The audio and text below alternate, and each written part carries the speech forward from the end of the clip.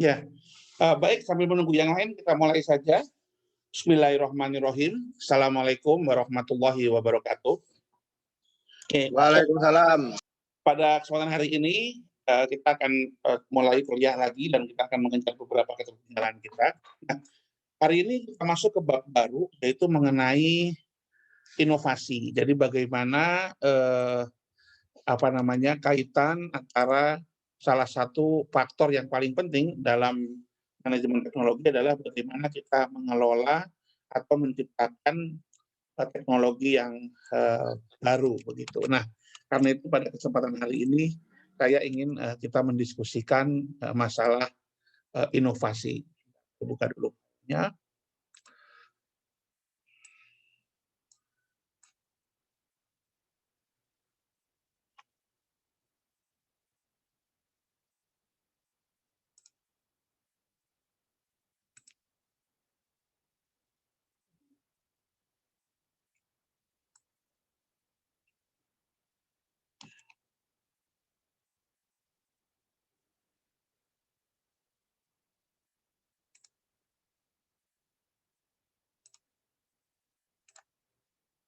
Ya.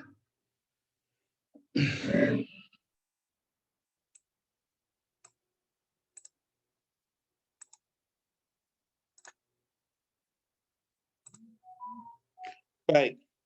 Ya, chapter 5 kita akan mendiskusikan mengenai inovasi teknologi. Nah, salah satu hal yang terpenting dalam pengelolaan teknologi, selain kita mencari teknologi mana yang paling sesuai dengan apa yang menjadi kebutuhan dalam bisnis proses kita, kemudian adalah setelah kita mengetahui teknologi apa yang kira-kira sesuai, bagaimana proses kreasi dan proses penciptaan atau proses perkembangan dari teknologi tersebut. Kita masuk kepada chapter 5 yaitu inovasi teknologi. Oke. Nah, saat ini inovasi atau perkembangan teknologi ini merupakan satu-satunya sebab, satu-satunya hal yang amat penting yang menjadi kunci utama ya dalam kesuksesan sebuah perusahaan atau industri yang memiliki daya saing unggul. Jadi saat ini karena pressure atau tekanan untuk daya saing ini sangat tinggi, maka inovasi teknologi ini menjadi sesuatu yang mutlak. Hampir di semua sisi, bidang industri apapun, baik itu manufaktur maupun jasa, tidak dapat mengikuti kompetisi daya saing global tanpa adanya inovasi teknologi. Nah, kita lihat, kita ambil contoh, ya, bahwa dari beberapa hasil penelitian yang dilakukan di Amerika, banyak perusahaan dapat meningkatkan hasil proses penjualannya dalam 5 tahun sepertiga. Ya, sepertiga. Ya, ini adalah hasil yang rata-rata. Tanpa adanya inovasi, maka penghasilan atau sales market atau revenue yang didapatkan dari penjualan tidak akan bisa setinggi itu. Kita lihat saat ini banyak perusahaan-perusahaan yang kurang dalam inovasi kalah bersaing. Yang paling mudah sekarang kita lihat dalam industri telepon genggam atau smartphone. Sony, kenapa dia bisa kalah dengan Samsung, dengan merek-merek Cina, ada Xiaomi, ada Realme, dan sebagainya. Salah satunya karena produk-produk tersebut yang dikeluarkan oleh Sony, dia sangat lambat dalam mengeluarkan produk-produknya. Juga sekarang Nokia, walaupun Nokia sudah ada, sudah kembali muncul lagi setelah dia sempat agak tenggelam, sekarang muncul lagi. Tetapi kita lihat bahwa Nokia dan Sony itu mengeluarkan produk barunya setiap 6 bulan. Paling cepat. Sedangkan Samsung, Xiaomi, Huawei, kemudian Realme mengeluarkan produk barunya setiap 1,5 bulan. Di situ kelihatan kemudian siapa yang menjadi pemenang dalam persaingan bisnis itu. Jadi ini salah satu contoh. Begitu juga dengan produk pakaian. Produk pakaian biasanya yang paling dicari oleh konsumen tentu yang selalu berganti model. Jadi inovasi ini merupakan salah satu yang penting. Inovasi ini kita mulai lihat di awal tahun 2000, ya, tahun 2000. Sebelum ada iPod, ya. Sebelum ada iPod, ya, setiap Sony waktu itu menjadi rajanya karena dia ada pemutar musik yang disebut dengan Walkman. Walkman itu seperti iPod atau MP3 player tahun 2000-an itu. Dia bisa memutar dalam beberapa jenis file dari MP3, MP4 dan lain sebagainya.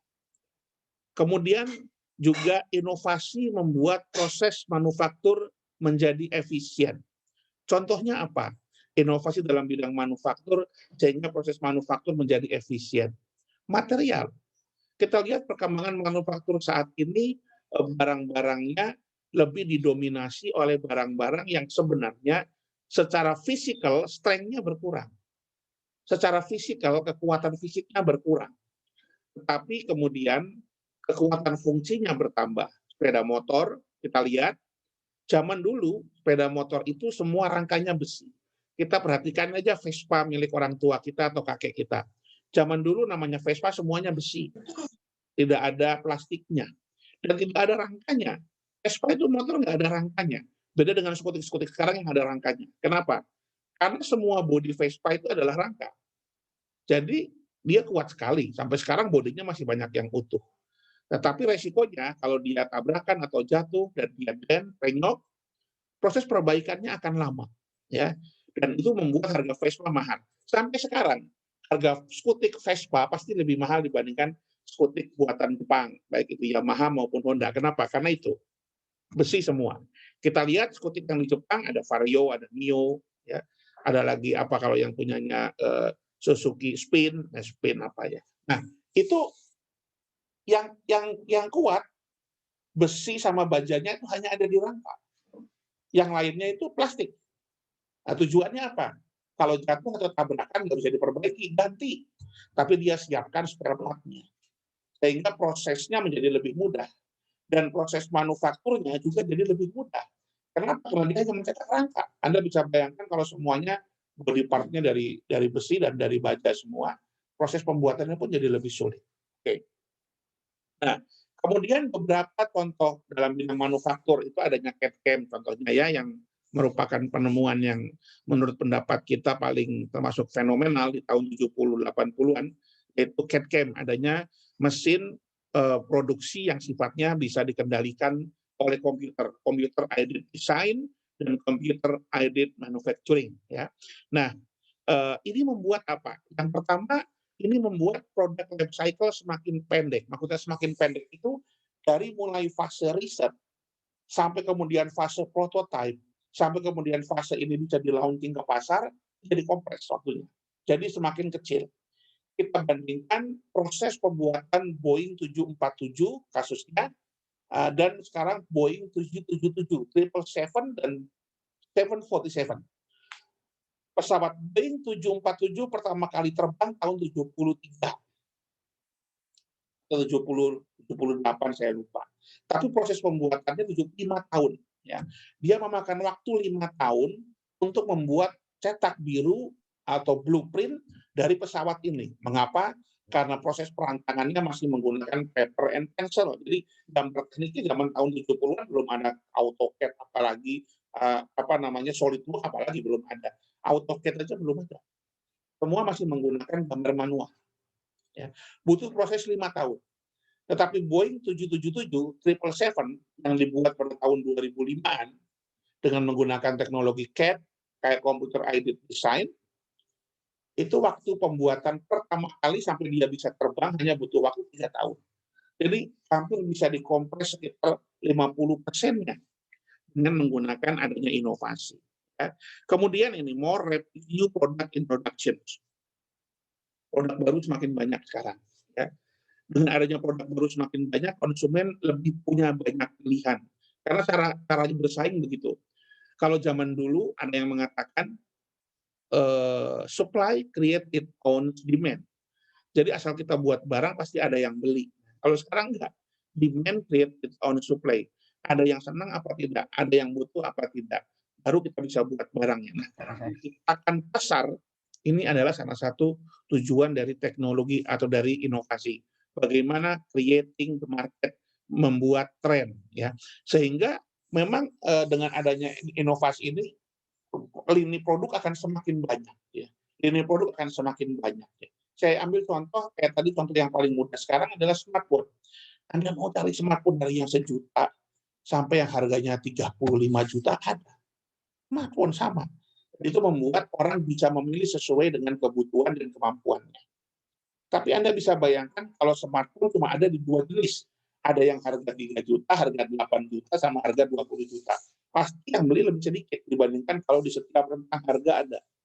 Jadi setiap orang bisa memilih produk-produk tersebut sesuai dengan kebutuhan dan kemampuan belinya. Oke. Artinya juga apa?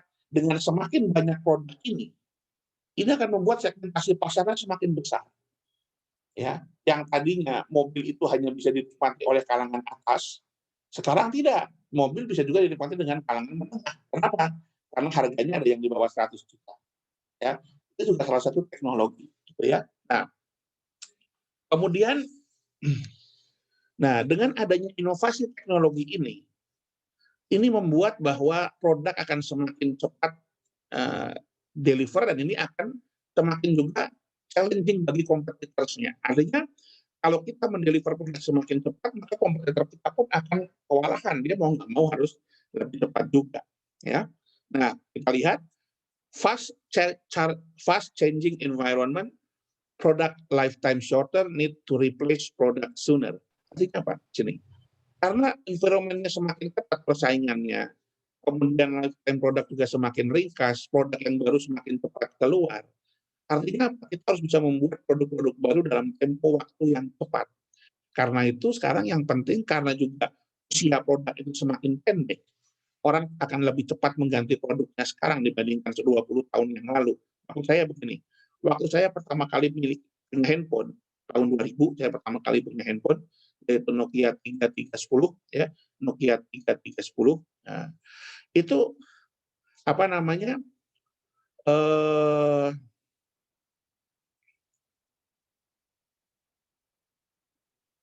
barang itu sampai 6 bulan itu belum ada yang baru. Ya, belum ada yang baru. Nah, karena itu dibuat dengan menggunakan bahan-bahan yang kuat. Apalagi tahun 2000-an kita lihat ada apa namanya? Handphone merek Ericsson.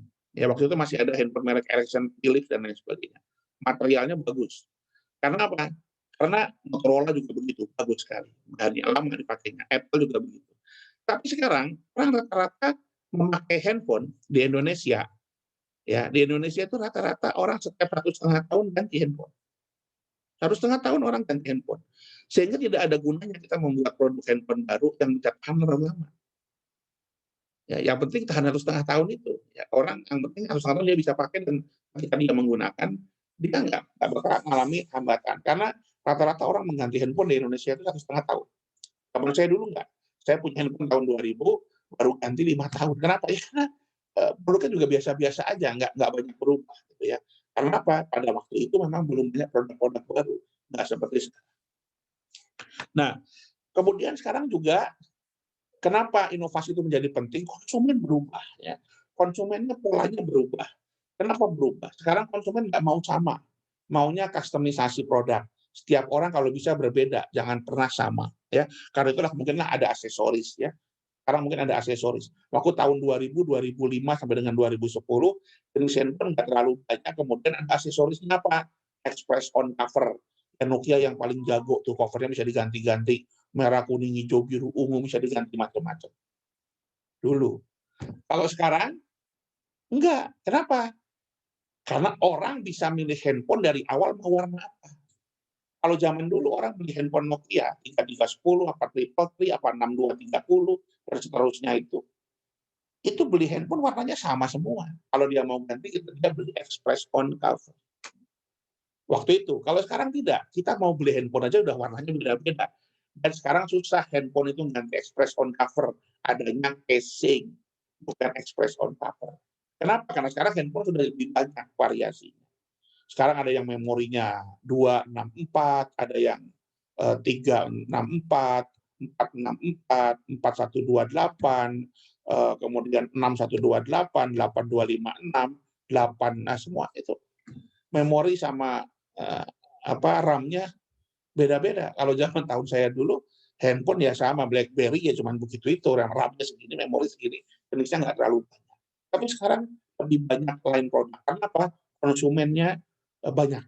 Konsumennya bermacam-macam kebutuhannya, dengan dia membuat satu produk itu dengan banyak variasi, membuat harga dari yang murah sampai yang mahal ada, dan ini juga membuat segmentasi pasar menjadi lebih besar. Oke, ini customer have more choices ya. Kemudian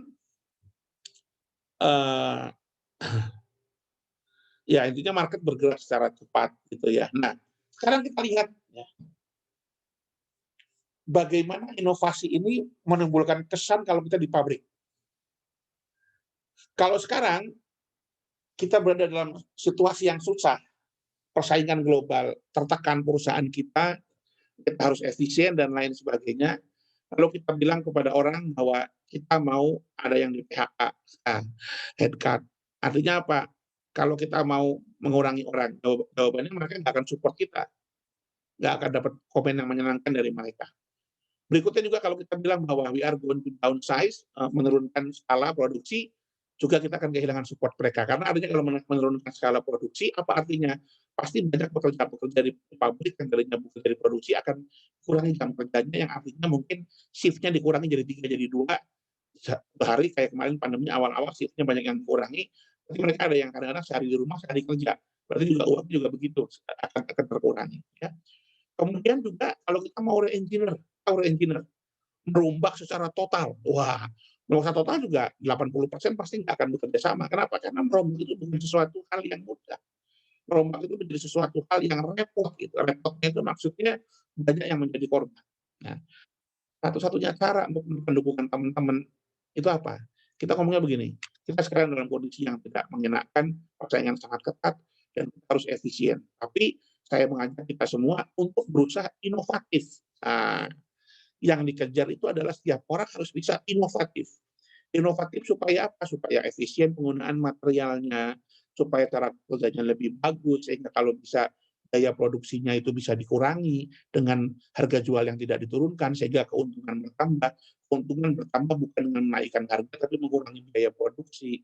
Kegiatan-kegiatan yang tidak perlu di kantor nggak perlu dilakukan, nggak perlu ada pertemuan-pertemuan yang dianggap memboroskan anggaran, karena memang meeting itu adalah sesuatu hal yang sifatnya non value added sebagainya. Nah, kalau kita memfokuskan perubahan ini pada bagaimana kita melakukan inovasi, itu adalah dalam konteks inovasi teknologi maupun inovasi dalam konteks manajerial, kita pasti mendapatkan support dari rekan-rekan kita di organisasi. Oke. Nah, kita lihat sekarang bagaimana inovasi ini memberikan dampak secara luas ya, secara sosial ya. Kita lihat sekarang negara-negara yang sekarang memiliki GDP (Gross Domestic Product) atau pendapatan domestik bruto yang paling besar, biasanya negara-negara yang berbasis pada teknologi. Negara-negara yang berbasis pada pertanian, tapi kalau itu pertaniannya tidak ditopang oleh teknologi, hanya tinggal menunggu kehancuran saja. Loh, kenapa? Iya, karena lama-lama lahan pertanian kan habis. Lama-lama kan lahan pertanian ini dengan jumlah orang di dunia yang semakin banyak, lahan pertanian yang tersedia kan semakin sedikit. Tapi bagaimana kita menghasilkan output dari lahan pertanian yang semakin sedikit untuk dapat memberi makan orang di dunia yang semakin banyak. Nah, itu kan kalau nggak ada inovasi jadi repot. Anda bisa bayangkan, penduduk Indonesia itu naik terus dan butuh rumah, butuh tanah. Artinya apa? Lahan pertanian akan terdesak terus.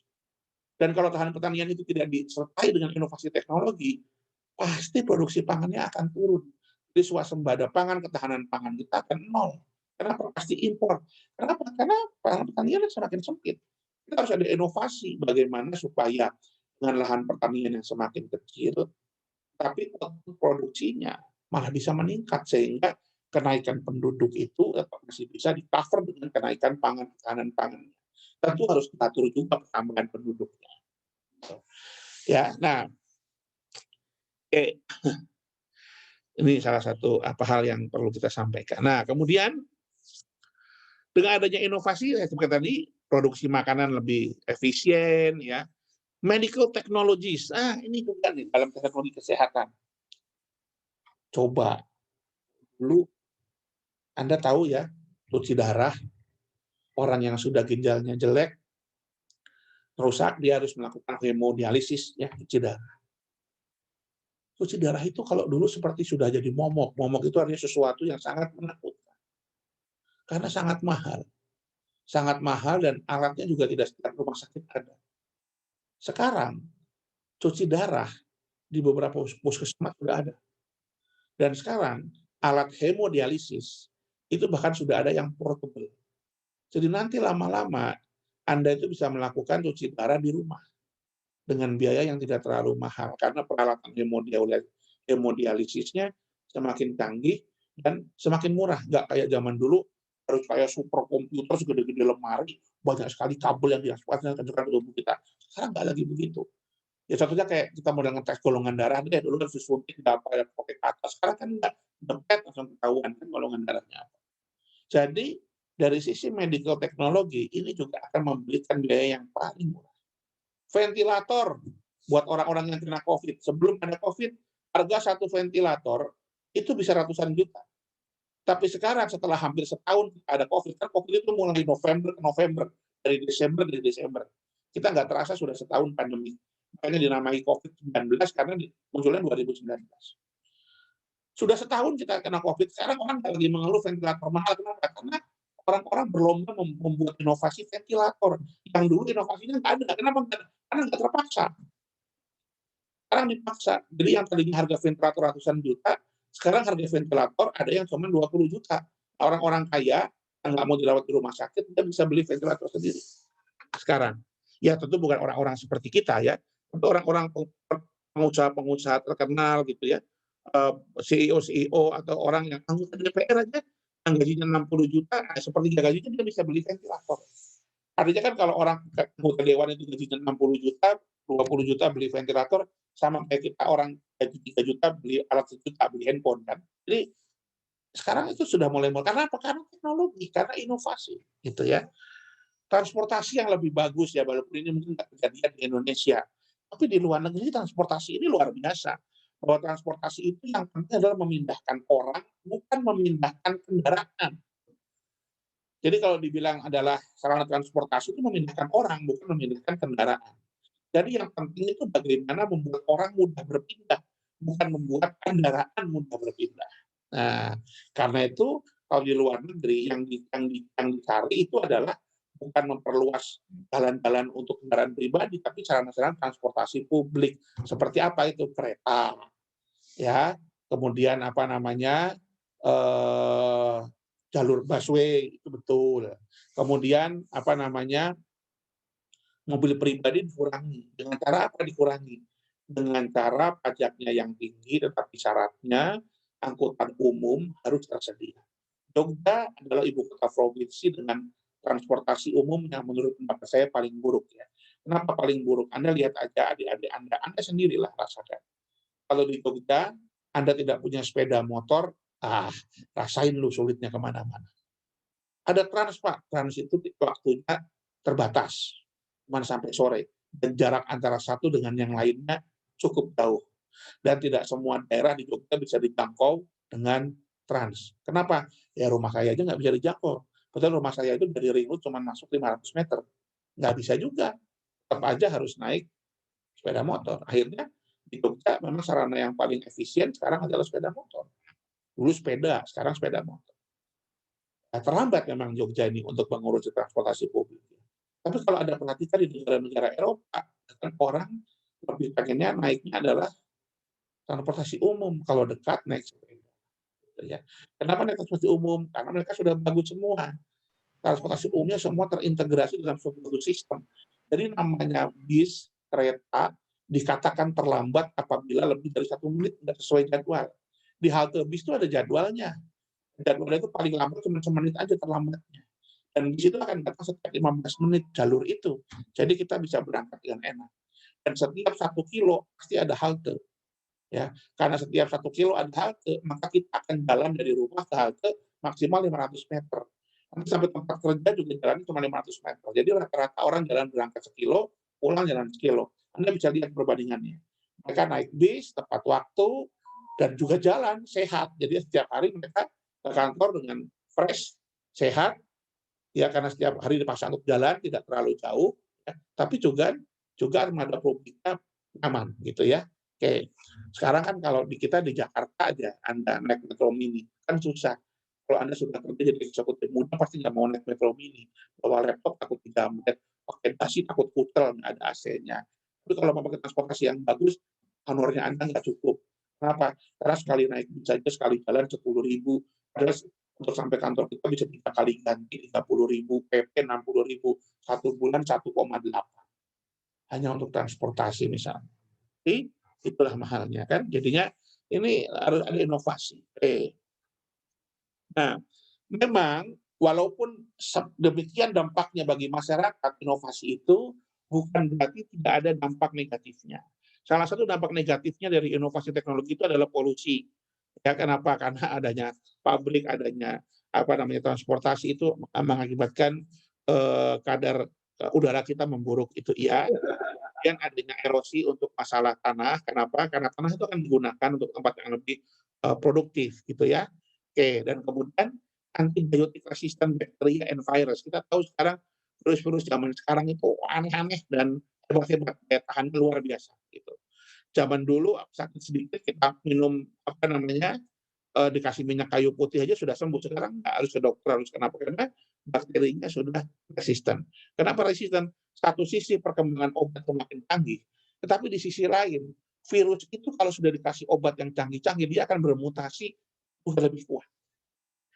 Itulah kenapa kemudian di Indonesia sekarang dibatasin. Kalau zaman dulu antibiotik itu bisa dibeli di apotek-apotek tanpa resep, sekarang harus dengan resep. Kenapa? Karena antibiotik itu seperti narkoba. Bagi siapa? Bagi bakteri.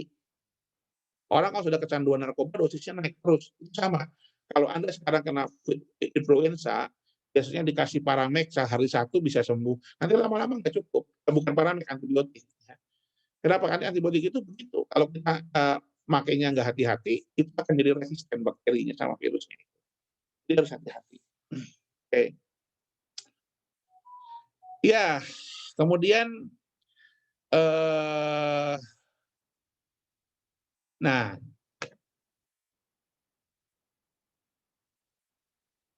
oke.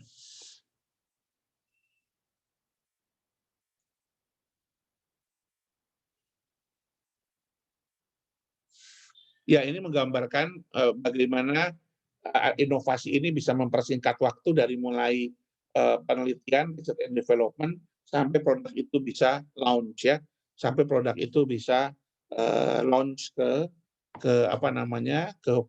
publik. Nah, kemudian dari mana sumbernya inovasi? Nah, sumbernya inovasi bisa dari mana saja, ya, bisa dari mana saja. Ya. Kita lihat di sini ada beberapa sumber untuk inovasi. Pertama, inovasi dari mana? Bisa dari individual, dari perseorangan, bisa dari perusahaan, bisa dari universitas kita, tempat kita, bisa dari lembaga LSM, private and private organizations, bisa dari pemerintah.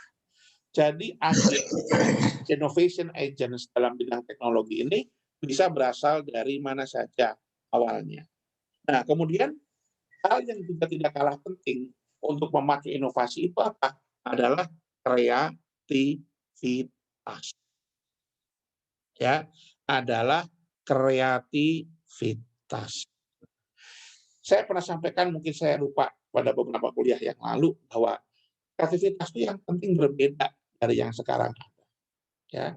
Nah, walaupun berbeda itu belum tentu lebih baik, nggak apa-apa. Tapi yang penting kita harus membiasakan orang-orang itu atau kita di kantor berpikir yang berbeda. Karena dengan adanya kreativitas ini merupakan salah satu awalan dari akan munculnya sebuah teknologi atau inovasi. Tanpa adanya kreativitas, maka akan mati juga inovasi ini. Ya. Nah, kita lihat di sini contohnya Honda ada ide 100%, 75%-nya bisa diimplementasikan. 75% ide ini bisa diimplementasikan. Nah, 75% ide yang bisa diimplementasikan itulah disebut sebagai inovasi. Kalau kreativitas itu adalah bagaimana kita bisa memunculkan sebanyak-banyaknya alternatif gagasan, terobosan dari masalah sekarang. Tentu kalau kita buka kepada seseorang, kepada semua karyawan, ada yang pendapat yang ngawur, ada yang pendapat yang nggak mutu, itu iya. Tapi tidak apa-apa, karena kalau 100 orang ada yang berpendapat, pasti separuhnya bermutu pendapatnya, nah gitu. Dari yang separuhnya pendapatnya bermutu itu, separuhnya lagi bisa diimplementasi. Jadi tapi kalau semuanya tidak boleh bicara, mereka tidak boleh mengeluarkan ide kreatifnya, maka tidak ada ide-ide yang cemerlang itu. Tapi kita harus ingat bahwa kemunculan ide-ide yang cemerlang itu disertai juga dengan kemunculan ide-ide konyol yang tidak bagus. Itu harus sadari bersama, ya, ide-ide yang salah. Ya kita tahulah cerita Thomas Alva Edison pencipta listrik. Dia baru berhasil menciptakan bohlam itu pada percobaan ke 1100. Artinya dia baru berhasil 1 kali dalam 1001 kali percobaan. Artinya buat kan ide dia ada 1100, tetapi 1099-nya idenya salah, nggak berhasil. Tapi yang bisa cuma satu. Satu ini yang jadi inovasi sampai sekarang, listrik. Itu. Tapi kalau dia tidak mau berbuat salah-salah yang banyak, nah dia nggak akan bisa menciptakan listrik itu. Steve Jobs. Steve Jobs itu suatu tokoh yang sudah meninggal ya almarhum ya. Tokoh yang sangat terkenal bagaimana dia membesarkan Apple. Jangan salah, dia pernah dipecat dari Apple karena dulu dia pernah berbuat kesalahan. Tetap kesalahan dan membuat Apple rugi. Tapi Steve Jobs bilang, kalau saya dulu tidak pernah berbuat kesalahan dan saya tidak pernah dipecat dulu oleh Apple, saya mungkin tidak bisa menjadi CEO Apple yang terbaik sampai saat ini. Ya sampai itu sebelum dia meninggal. Ya, jadi memang itu penting ya, kreativitas itu walaupun ada beberapa produk gagal. Toyota menjadi produsen terkemuka di dunia, untung paling tinggi, bukan berarti semua produknya berhasil. Ada beberapa produk yang gagal. Tidak akan mungkin dia berhasil sekarang kalau dia tidak melalui produk-produk gagal itu. Jadi don't worry dengan kegagalan ya. Orang yang berhasil itu orang yang sudah pernah gagal, biasanya begitu. Harus hati-hati kalau orang yang belum pernah gagal. Karena sekali dia gagal mungkin nggak bisa bangkit. Karena orang yang berhasil itu ada yang bilang dia gagal berkali-kali, tapi dia bangkit berkali-kali juga. Nah, ini juga dalam konteks inovasi. Inovasi itu idenya ada yang bagus, ada yang enggak. Tapi itu dibiarkan. Yang penting kita cari ide yang bisa dijadikan inovasi, walaupun itu prosentasenya kecil. Nah, contohnya ini. Oke, bagaimana inovasi? Ya, tahu Segway ya? Segway itu adalah skuter 2 roda yang ditemukan pada pertengahan 2000-an. Ya. Anda mungkin pertama kali bingung, sekarang sih sudah ada Segway, tapi sekarang udah perkembangannya nggak pakai tangan lagi pada berdiri di sini, namanya apa, board gitu, apa surfboard apa-apa itu. Tapi itu biasanya dari Segway. Sekarang kan orang pikir kok dia bisa nggak jatuh ya, kenapa? Karena dia ada gyroscope dan accelerometer. Apa itu gyroscope dan accelerometer? Gyroscope dan accelerometer itu sama mirip dengan GPS, tetapi dia tegak lurus dengan gravitasi bumi. Ya. Jadi dia akan membuat benda itu tegak lurus dengan gravitasi bumi. Ini juga yang membuat pesawat dan kapal itu tidak tenggelam. Kalau kapal zaman dulu pakai kayu dibuat yang lebar supaya nggak tenggelam. Tapi Anda pernah nggak berpikir kapal sekarang kan pakainya besi dan baja, kapal induk gitu, besi dan baja. Kalau dia digoyang oleh ombak dia akan kembali lagi. Kenapa? Karena salah satunya ada yang disebut dengan giroskop itu dan accelerometer. Jadi dia akan selalu mengembalikan benda ke titik yang tegak lurus 90 derajat dengan gravitasi. Artinya gravitasi kan ke bawah. Nah, dia sejalan dengan itulah. Jadi itu pasti akan benda itu akan lurus, sama juga dengan Segway ini. Nah, Segway ini diaplikasikan kemana? Ke kursi roda. Jadi kursi rodanya dikasih accelerometer sama gyroscope. Jadi kursi roda ini bisa berdiri dengan 2 kaki. Lalu apa manfaatnya? Manfaatnya dia bisa climbing kursi roda ini buat orang difabel. Dia bisa climbing kursi roda. Oke. Nah, ya ini Segway ya. Tadi saya sudah sampaikan. Nah, kemudian bagaimana contoh yang lain? Baik, saya akan sampaikan slide berikutnya. Oke. Nah, Salah satu eh, cara kita untuk memupuk kreativitas dan inovasi adalah dengan metode scamper.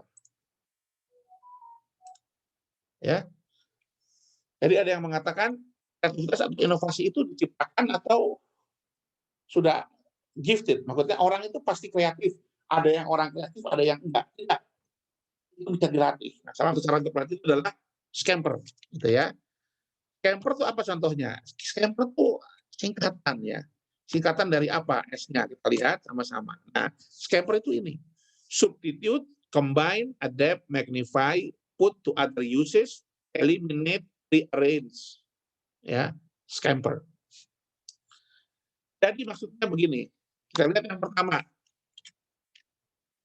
Substitute. Salah satu cara untuk melatih kreativitas kita untuk pengembangan produk atau jasa, kata-kata substitute, apa yang bisa diganti supaya lebih bagus? Apa yang bisa diganti supaya lebih bagus?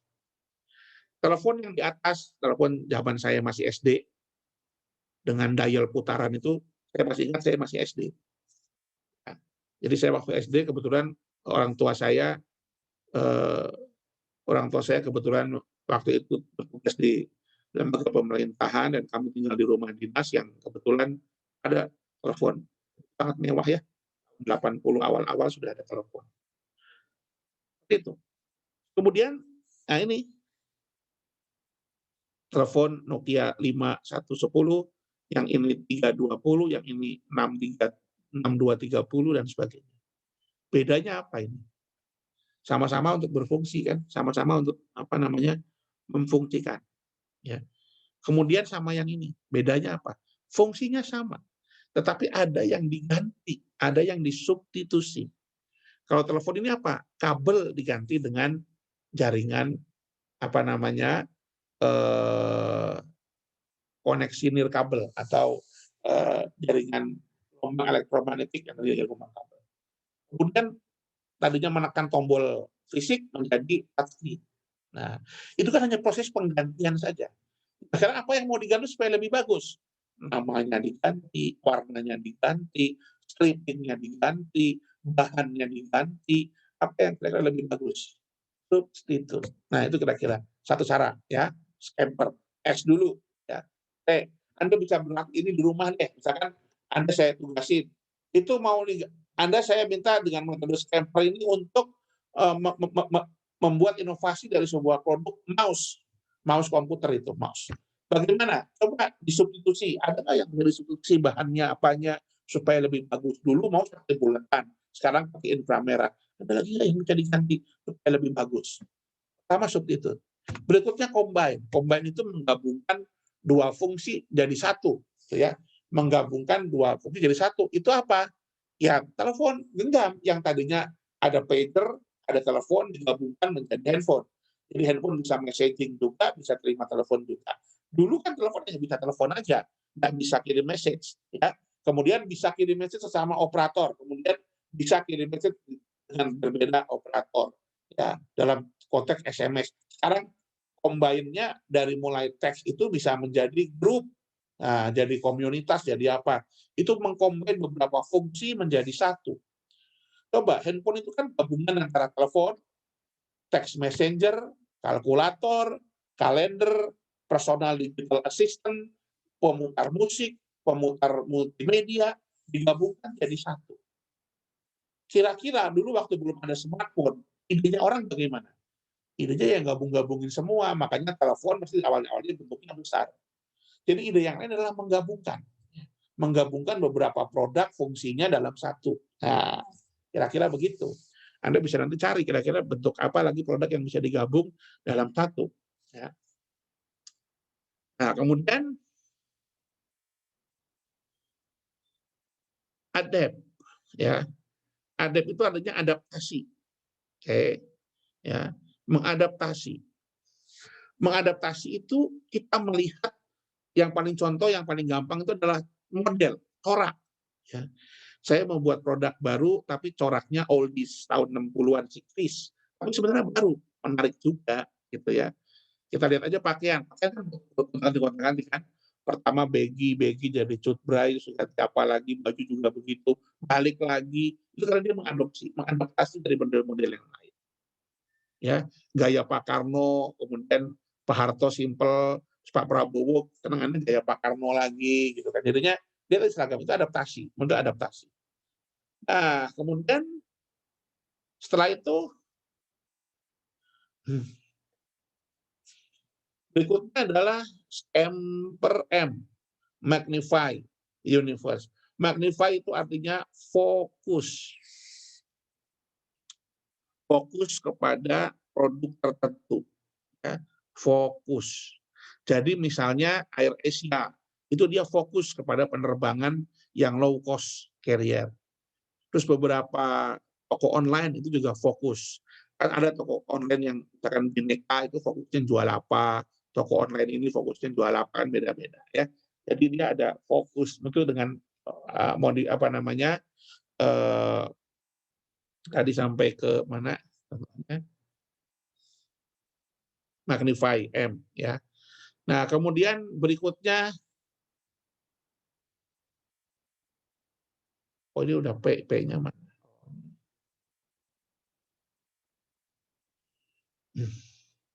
Nah, P put to other uses. Put to other uses ya. Jadi bagaimana cara menggunakan yang berbeda. Nah, contohnya touchscreen. Ya, contohnya ini touchscreen. Kemudian E-nya eliminate, menghilangkan hal-hal yang tidak perlu. Contohnya, sekarang komputer nggak ada lagi CD-ROM, DVD-ROM, ada lagi. Eliminate. Ya. Apple phone, iPhone, dan iPad itu adalah gadget yang sering sekali menghilangkan port-portnya. Sekarang malah telepon iPhone sudah tidak ada lagi jack 3.5 audio, dan ada, dan macamnya sudah tidak ada. Eliminate, menghilangkan hal-hal yang tidak perlu. Ya. Nah, kemudian R, rearrange, menyusun ulang tata letak fasilitas ya, itu menyusun ulang. Jadi ini adalah salah satu cara kita untuk melatih bagaimana kita berpikir kreatif dan melakukan inovasi. Pertama, kita bisa nggak mengganti sesuatu fungsi atau bahan atau apapun itu dari benda atau produk kita.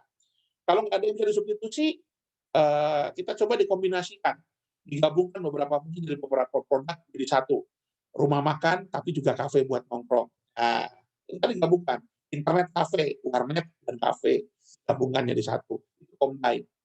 Kemudian adaptasi, mengadaptasi biasanya pada style, gaya. Hotel butik, nah itu kan juga mengadaptasi gaya butik tapi di hotel. Stylenya bagaimana dan lain sebagainya. Menu kan juga macam-macam ya. Ada yang menunya gaya kampung, harganya selangit. Tapi juga ada menu gaya barat. Kalau Anda lihat yang SN itu macam-macam, ada es Bandung Lautan Api, es kembali lah apa. Adaptasi. Jadi kita mengadaptasi hal-hal yang lain ke dalam produk atau jasa kita supaya memberi nuansa yang berbeda. Kita inovasi. Lalu M tadi magnify atau modify. Magnify fokus yang tadinya fungsinya luas menjadi fokus. Sekarang banyak ya, contohnya Air Asia itu fokus. Kantor pos juga dipaksa fokus, kantor pos nggak bisa semuanya dijalanin. Ya. Telkom juga dipaksa fokus. Sekarang dia telepon rumah udah nggak laku, apa nggak laku, jualannya jualan IndiHome. Itu fokus, dia nggak bisa jualan yang lain. Baik. Kemudian tadi ada P, put to other use, bagaimana cara menggunakan yang berbeda. Ya, misalkan touchscreen, terus kemudian misalnya apa namanya tuas persneling dalam kendaraan bermotor yang tadinya menggunakan tuas sekarang menggunakan tombol, itu juga adalah cara menggunakan yang lain. Nah, ini salah satu juga merupakan cara untuk melakukan atau men-trigger kita melakukan inovasi produk, yaitu adalah mengubah cara penggunaannya. Nah, kemudian eliminate, menghilangkan hal-hal yang nggak perlu. Ada nggak dari jasa atau produk kita yang harus kita hilangkan? Kalau dalam industri jasa tentu simplify the process. Ya, simplify the process itu maknanya bahwa jangan seperti orang di PNS atau kelurahan. Kalau stempelnya bisa ditambah tuh stempel sama tanda tangan. Pak, habis dari sini ke meja sana ya Pak, sana ke meja sana. Semakin ditambah stempel, semakin banyak uang yang kita masukin. Berapa biayanya Pak? Sukarela Bu. Berapa biayanya Mas? Sukarela. Jadi itu semakin harusnya sistem yang sempurna adalah sistem yang sudah tidak bisa dibuat lebih sederhana lagi. Gitu. Di kampus misalnya pengesahannya harus banyak ya. Udah ada sistem informasi mau munakosa harus dicek satu-satu. Menurut saya itu harus dihilangkan. Kalau sudah IT ya dicek aja secara IT. Nggak usah terlalu banyak. Pengesahan lembar KP, lembar munakosa, sudah ada IT, mahasiswanya udah tahu daring, harus kirim ke dosennya, ditanda tangan, di-scan, waduh repot banget. Udah diklik, di asli aja sudah cukup di sana. Gitu. Nah ini apa namanya contoh eliminate ya. Yang terakhir rearrange, menata ulang susunan atau tata letak fasilitas. Baik, rekan-rekan sekalian, sementara itu dulu. Kalau ada yang mau ditanyakan, saya persilakan. Salah. Belum ada? Nah, kalau belum ada, coba Anda renungkan ya, Anda renungkan secara individu. Kira-kira Anda punya contoh inovasi apa menggunakan scamper ini? Ya, menggunakan scamper yang nanti hari Senin akan saya tanya. Senin kita kuliah sesuai jadwal, pagi akan saya tanya. Ini bukan tugas, tapi saya minta nanti ada yang bisa menjawab 1-2 orang, contoh inovasi produk menggunakan scamper. Ya, mau nanti dipikirkan. Ini bukan tugas, tapi saya minta Anda betul-betul memikirkan ini karena itu cara bagi kita supaya kreatif. Ya, cara kita supaya kita kreatif dan punya inovasi untuk pengembangan produk dan jasa. Tolong ada yang bisa menjawab nanti contoh untuk hari Senin. Kalau nggak ada gimana Pak? Kalau nggak ada kita kuis nanti Senin akhirnya. Kalau nggak ada yang bisa jawab ini. Begitu ya. Ada yang ditanyakan, saya persilakan. Baik, kalau tidak ada, saya mohon izin untuk bisa kita akhiri dulu. Ya, nanti tolong dibaca slide-nya. Dan itu ada slide 1 bagus banget ya, industri mega shift. Itu bagaimana perkembangan industri pasca pandemi, tolong bisa dibaca. Baik, mungkin itu dulu. Terima kasih. Assalamualaikum warahmatullahi wabarakatuh. Waalaikumsalam. Waalaikumsalam warahmatullahi Terima wabarakatuh. kasih, Pak. Ya, nanti yang tidak hadir bisa lihat di recording-nya ya, saya upload. Ya, Baik, terima Pak. kasih. Ya.